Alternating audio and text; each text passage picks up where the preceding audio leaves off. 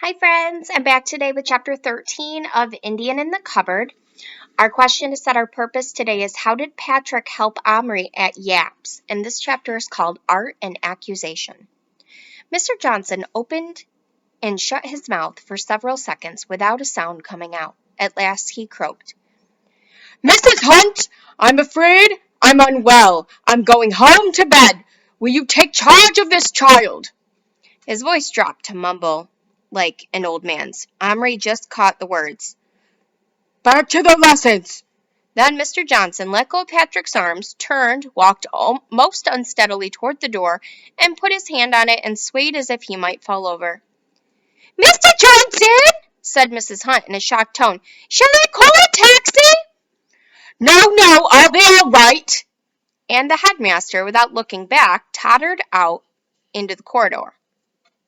"Well!" exclaimed Mrs. Hunt. "Whatever have you been doing to that poor man?"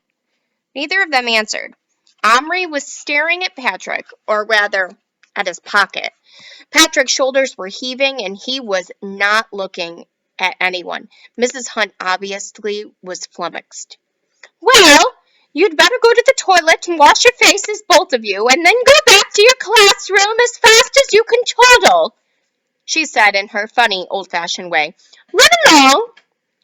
They needed no second telling. Neither of them said a word until they were in the boys' toilet. Patrick went straight to the basin and began running the cold water. He splashed some onto his face, getting his collar soaked.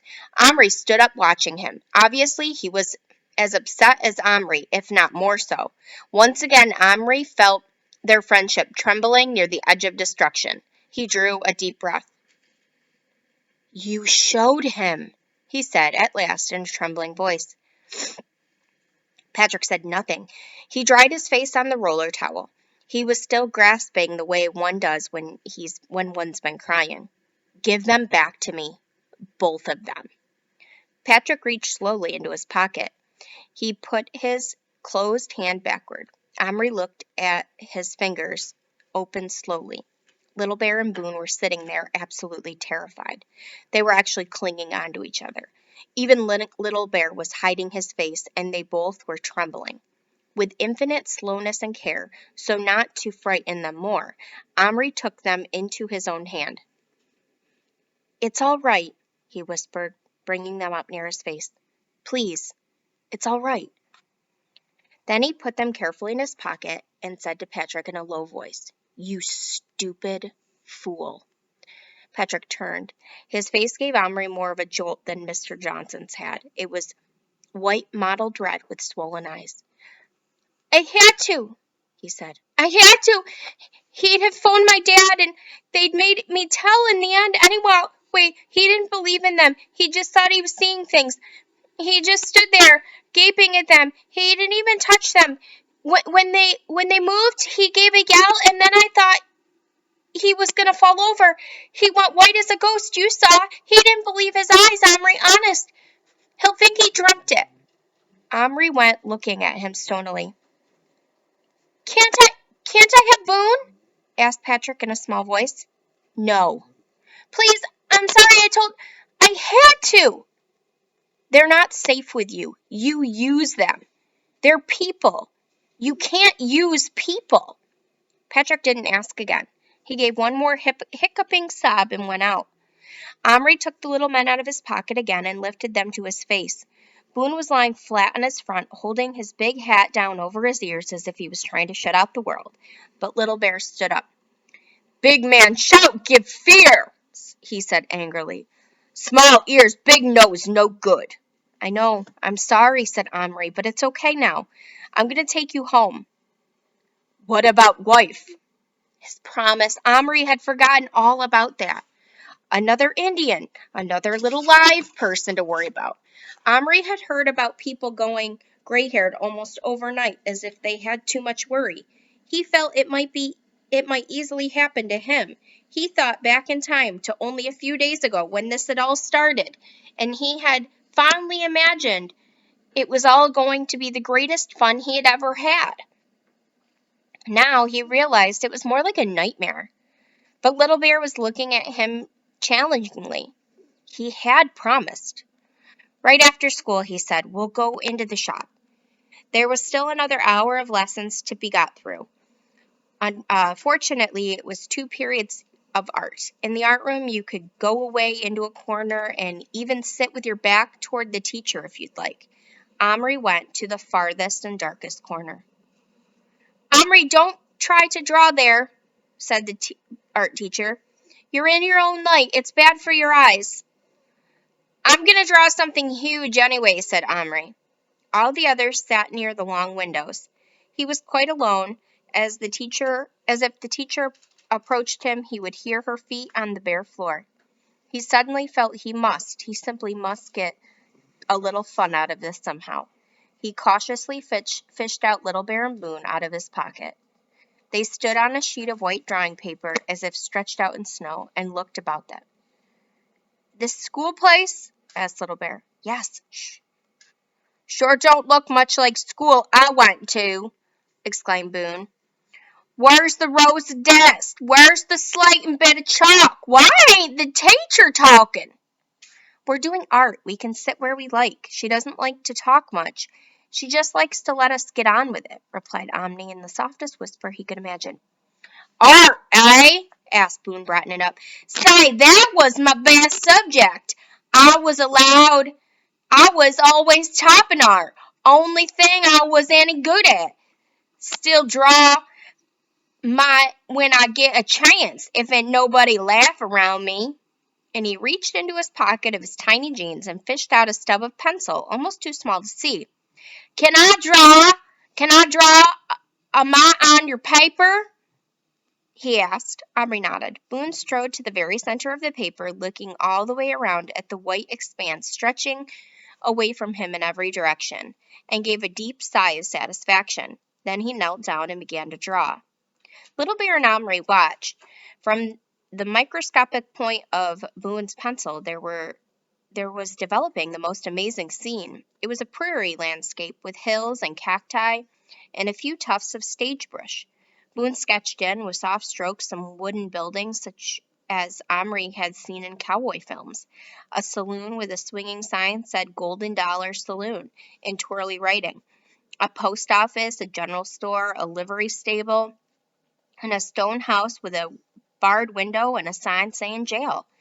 Then, moving swiftly on his knees as if he were on one end of the street to the other, Boone drew the foreground, figures of men and women and wagons and horses and all the trappings of a little town.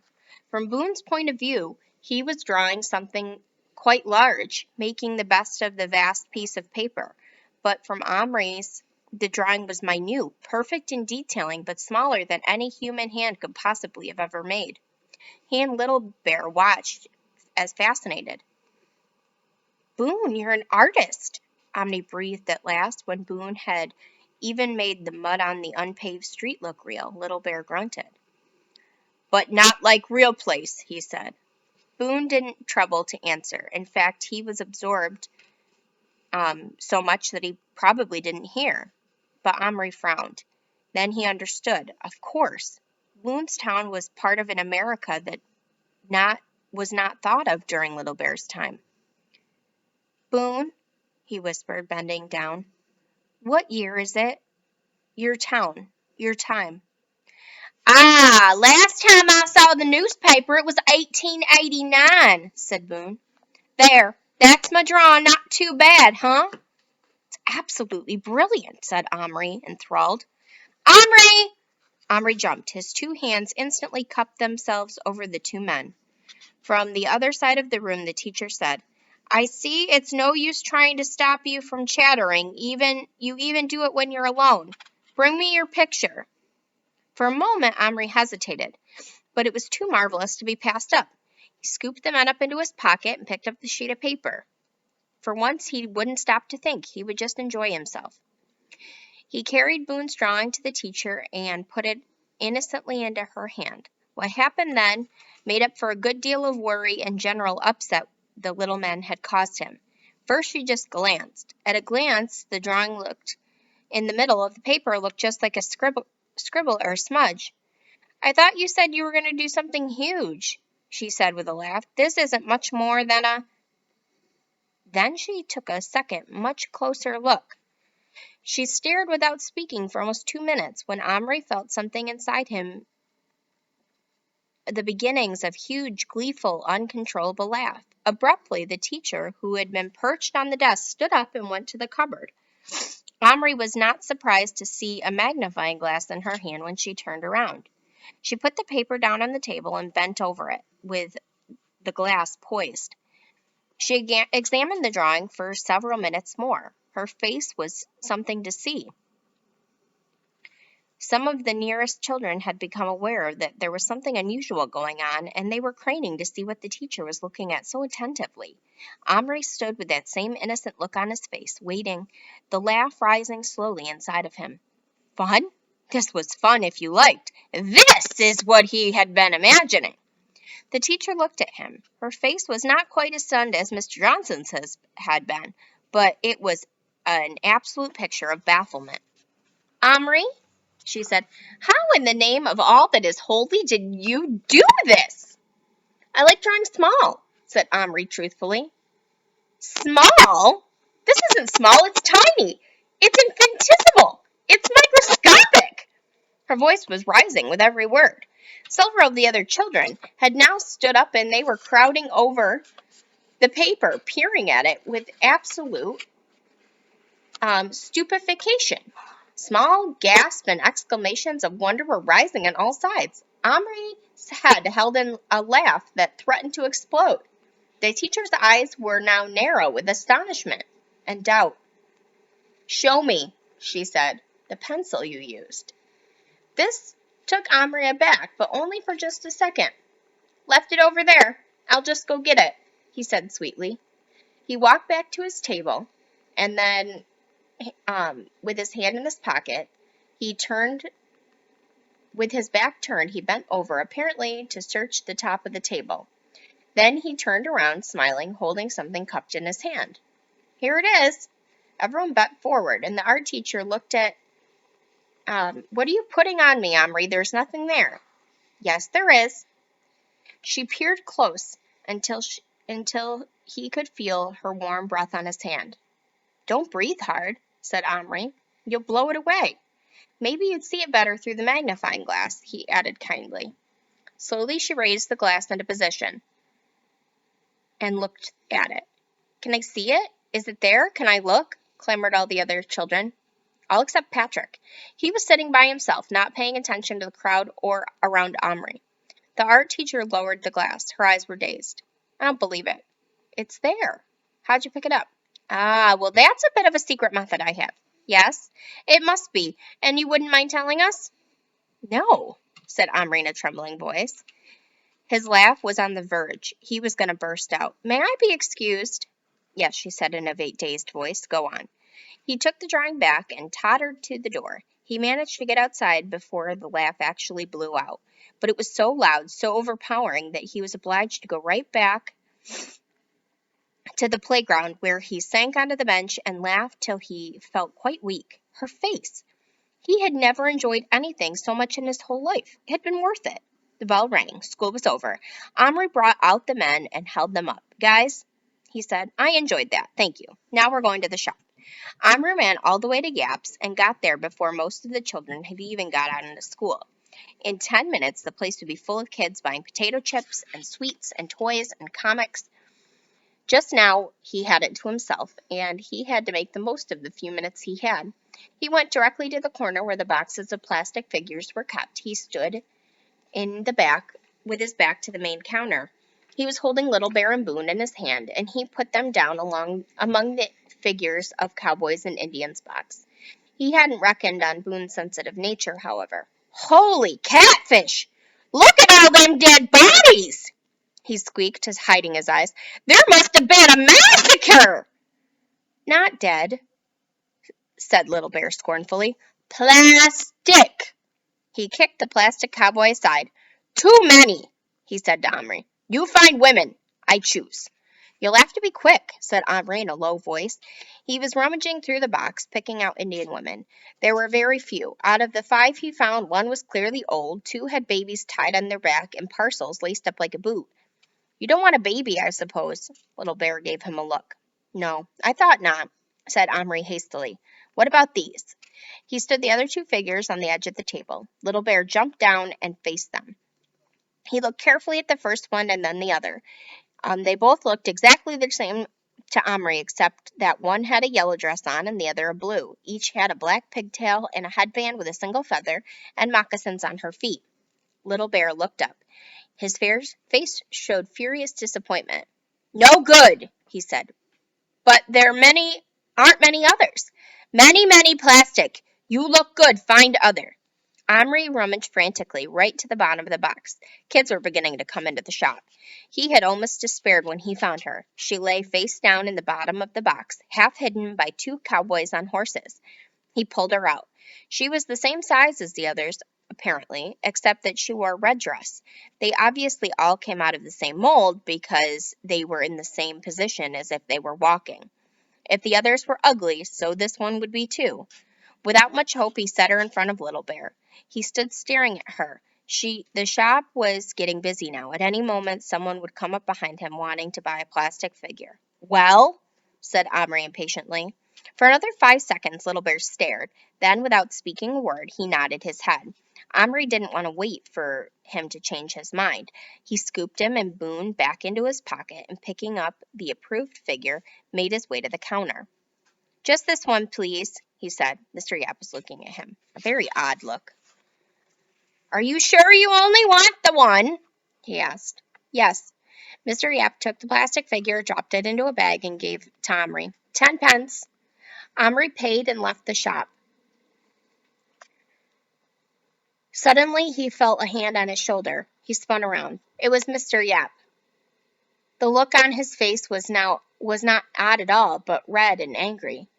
Now you can hand over the two you stole. Omri looked aghast. I didn't steal any. Don't add any line to your faults, my lad. I watched you put them in your pocket, a cowboy and an Indian. I didn't.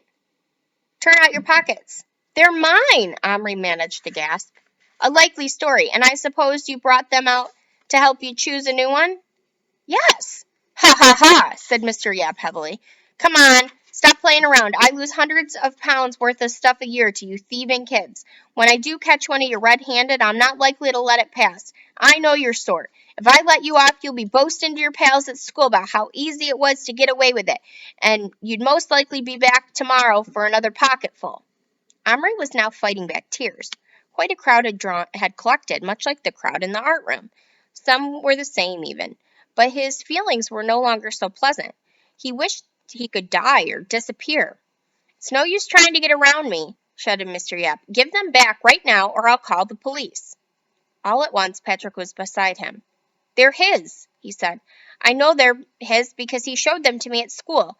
A cowboy with a white hat and an Indian with a chief's headdress. He told me he was coming to buy a new one. Omri wouldn't steal.